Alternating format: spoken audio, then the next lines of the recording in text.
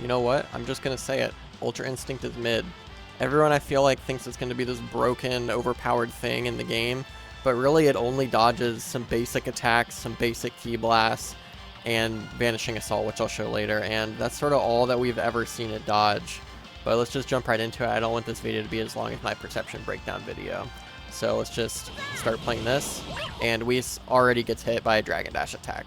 And this is part of the original things that came out from Mario Hockey, where he's sort of just mashing away on the training mode Whis, and we thought that it was training mode, that's why he wasn't losing Ki. But we found out that he just doesn't lose Ki regardless. But you see here, he's dodging basic rush attacks, basic Ki blasts after this. And that's sort of all that you're able to dodge. If you go slow right here, Globku does a Vanishing Assault, and then Goku actually does another Vanishing Assault, and you can tell by how much Ki he's burning here. He does not vanish this Vanishing Assault, he Vanishing Assaults the Vanishing Assault. So he uses all this Ki, and Whis just stands there and dodges the Vanishing Assault, and then gets comboed. He does burn a revenge counter. He burns 2 skill counts just to like not get comboed here basically.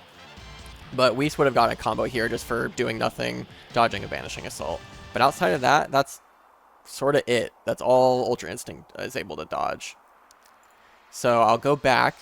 You can get hit with all special moves, so that's supers, you know, explosive waves, blast 1 moves, whatever. The big one is grab. So grab being able to land, this is important because you can just treat Ultra Instinct like a block string. And you just mix in a grab, and you can just grab Ultra Instinct. It's not really anything special, and in the case of like UI Goku, which I'll show, you're just burning Ki. So it's almost better to block in most cases, where you're just not burning Ki, trying to like use your Ultra Instinct. So, obviously, like I was saying, supers still hit. This is training mode still. Whis would have Ultra Instinct. The super hits, does damage, he doesn't block it. Another super, he's standing there, hits 11k. Supers will still hit Ultra Instinct if you're doing nothing.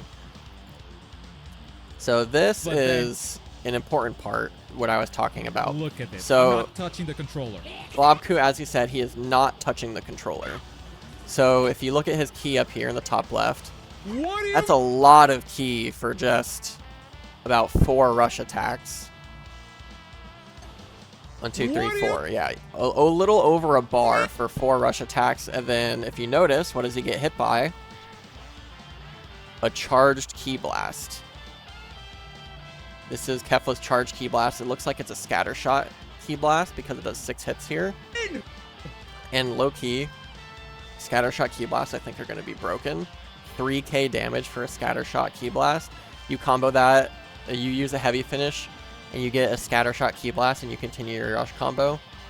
Probably going to be a lot of damage. But anyways, Ultra Instinct does not dodge charge Ki blast attack. And I'll come back to this clip talking about block strings in a little bit as well. So what also hits Ultra Instinct is any rushing technique, it seems. In this clip, we have Ultra Instinct Sign Goku getting swapped in Globku's most recent video. So he does Ultra Instinct Dodge 1 and Ultra Instinct Dodge 2 here, but he's not, the computer doesn't look like it's doing an input, and he gets hit by a Ki Cannon here. Ki Cannon's a rush technique, which means it'll hit Ultra Instinct. And on the next one, something that's kind of important as well is they're kind of in this mashing thing. Rush Vanish. Looks like he does like a Vanish, and he just kind of stands there. And then it looks like Whis does another Rush Vanish, and it looks like the computer again doesn't move.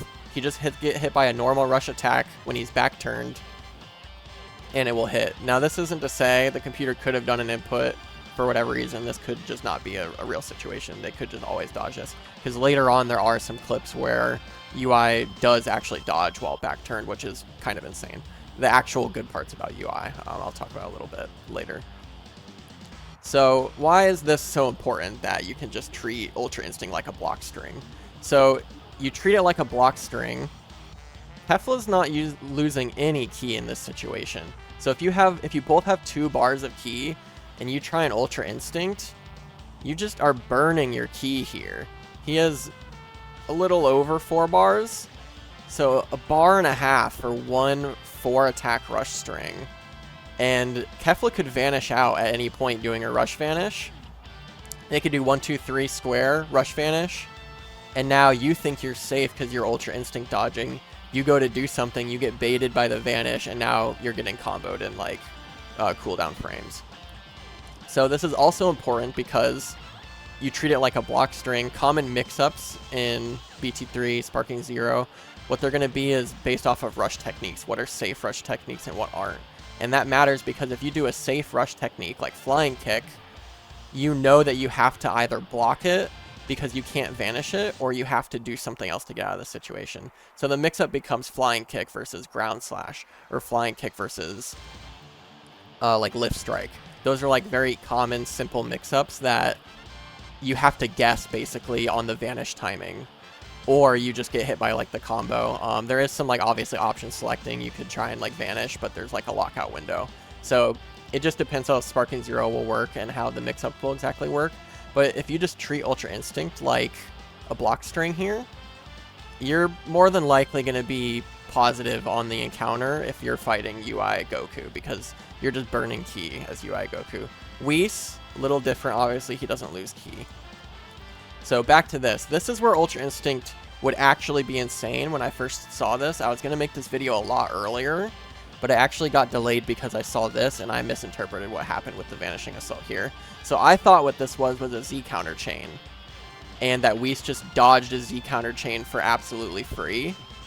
And that actually would make Ultra Instinct completely broken, because that's a major defensive mechanic that you can go back and forth Z counter vanishing chaining. And that could go on for tens of seconds potentially, now that they only cost like half a bar of ki. But this is important because if this actually was a Z counter chain and we just dodged it, that would actually be broken. Not the case though, only dodging basic attacks and everything else. So here's a situation where it probably confirms that Ultra Instinct does not dodge Z counter chains. So MUI Goku gets a super counter here, goes in for the attack, hit does a Z counter, so he's going to go behind and go for another hit. And if UI dodged Z counters here, I feel like the computer just would have let the UI dodge it and it would have used ki, but instead the ki goes down, UI Goku does another Z counter. So this kind of tells me that potentially UI does not dodge Z counters. If it did, it would be broken, but I'm more inclined to believe that it doesn't. And that would be actually a very strong thing. So normally, when you do a combo, there's a little bit of frame delay. So like this rolling hammer from Videl, there's a little bit of delay sometimes on when you can input, and most characters cannot turn back around in time to dodge what is coming next. In this case, it's a normal rush attack.